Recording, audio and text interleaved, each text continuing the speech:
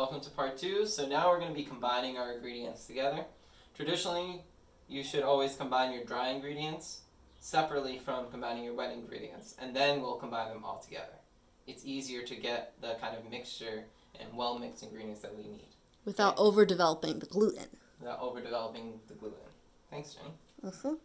So let's start with the dry ingredients. And as we're going through them, I'm going to talk about which ones work as acids and which ones work as bases, which ones can help work as emulsifiers, which will help us create a well-dissolved mixture. All right.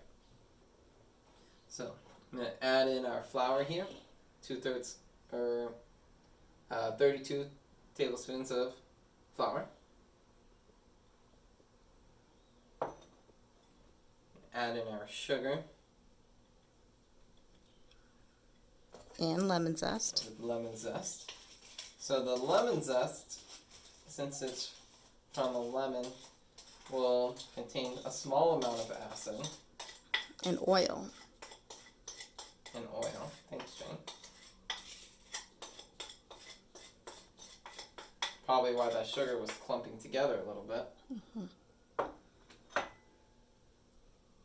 Next, that's not a dry ingredient.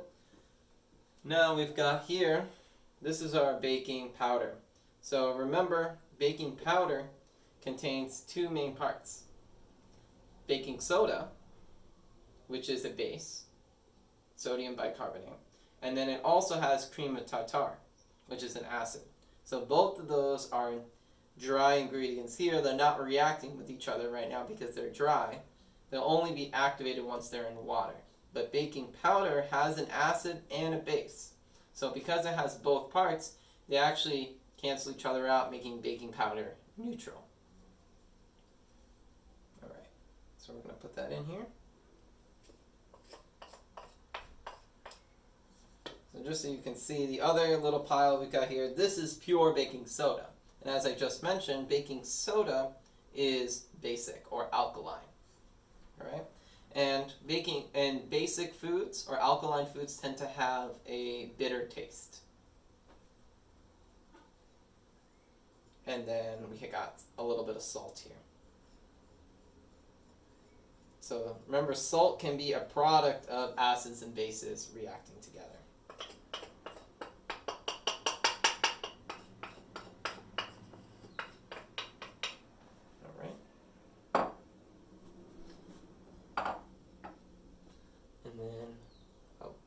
That.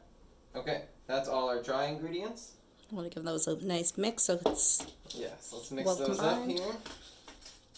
Make sure we don't have any clumps. Get a little more.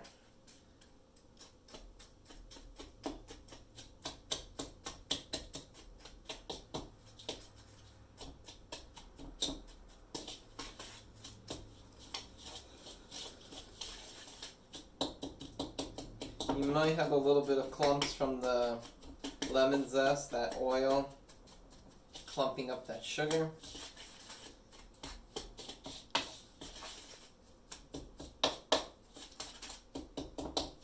Alright, that's pretty good. Next, we're going to add in our liquid ingredients. We've got our lemon juice. Remember, lemon juice contains citric acid and citric acid in water. So this is a pretty strong acid. Add that in.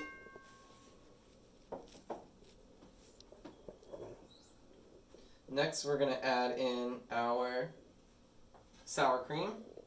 So sour cream is an emulsion similar to mayonnaise or butter itself.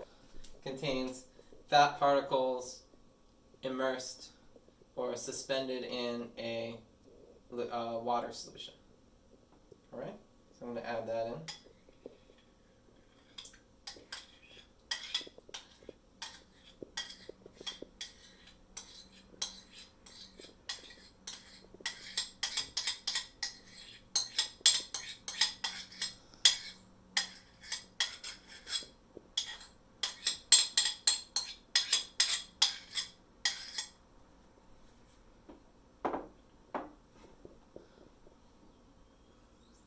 next we have our butter and vegetable oil mixture.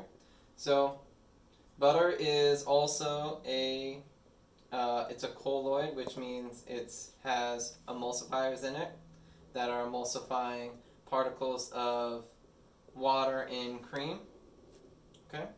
Also, butter is an emulsifier itself because it has a protein called casein. And that casein is going to help us dissolve all these ingredients together. You can start whisking that together whenever you want. Something else I should have mentioned about the sour cream is sour cream is actually an acid as well. So when milk products go sour, they're usually becoming more acidic. Like buttermilk. Right, buttermilk. Lemon products like lemon juice, buttermilk, sour cream, lemon or acidic food products tend to have a sour taste. Alright, so we've got that whisked up. Now time to add in the eggs. Okay, so our final wet ingredient are eggs. So eggs are also a common emulsifier. They contain the protein lecithin. And that's going to really help us dissolve our wet ingredients and dry ingredients together and keep the hydrophobic parts and the hydrophilic parts of this recipe well dissolved. Make sure you don't get any shells in there. And if you do, you can always pick them out. Right. Very carefully, with clean hands. Right. Of course, I should have mentioned at the beginning of the video that you need to make sure you wash your hands, especially in the age of coronavirus. And even before coronavirus, it's always important to wash your hands. Alright. Just gonna whisk that up again.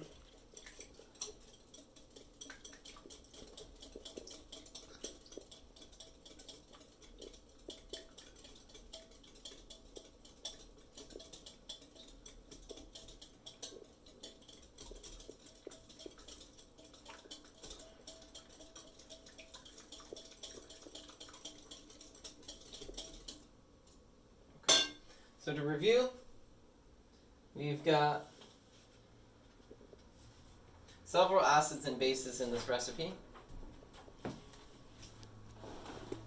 In our dry ingredients, we have baking soda, which is a base, and then also inside the baking powder, one of the two ingredients of baking powder is also baking soda. So these two bases are going to be found in our dry ingredients. In our wet ingredients, we have acidic ingredients like lemon juice, sour cream, and the last acidic ingredient, cream of tartar, is actually in solid form with the dry ingredients. Right? So we've got some acids and we've got bases. Right now they're not reacting together, right? Because they need to be both combined together and with water, right? Which we'll get when we add all of these together. Right, and then that acid-base reaction, a common form, especially with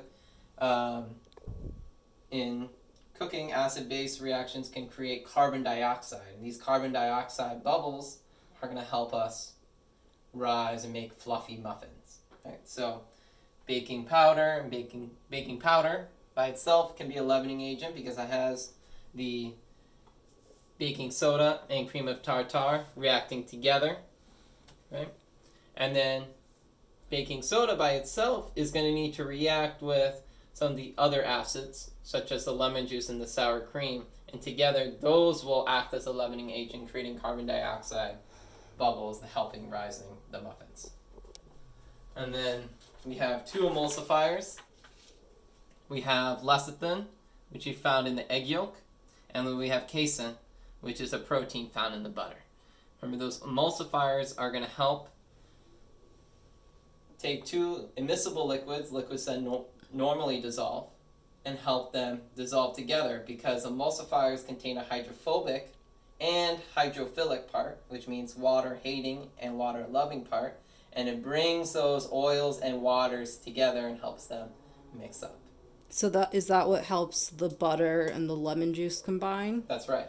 So the lemon juice is mostly water. It's a citric acid and water combining with those oil-based ingredients like the butter and the vegetable oil. Normally those two wouldn't mix very well, but with the emulsifiers lecithin and casein, lecithin in the eggs and casein in the butter, mixing those all together have created a very well mixed mixture. And this is going to also help emulsify the dry ingredients as well. Alright, so that's it for this video. In the next video we're going to be combining our wet and dry ingredients together and putting it in the oven.